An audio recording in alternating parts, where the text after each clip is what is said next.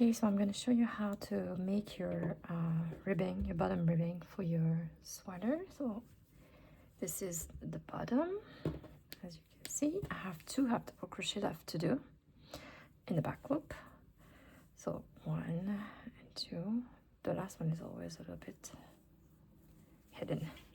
And then you the stitch as we go, join as we go technique. Usually you would join here.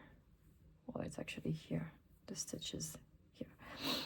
But we are going to do the slip stitch in the third loop. So this will be your loop, first and second, or back and front, and the third loop is here in the back. So you slip stitch twice, then you turn, you skip those 2 stitches, and then you do your slip stitch again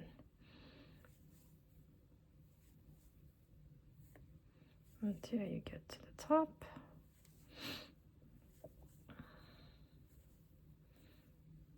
The last one you do in both loops.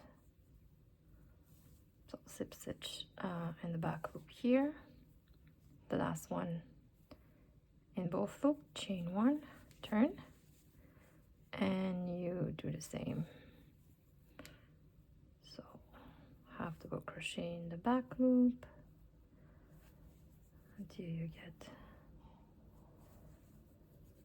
to the base, and you will slip stitch in the third loop. So that what it does, it's as you will notice, or you have already noticed, it will pull this the 2 stitches in the front, and it just makes a nicer finish, which matches with the rest of the pattern. Otherwise it would be like this basically, and then you'll see that difference between the body and the ribbing, which is not what we want. We want it nice.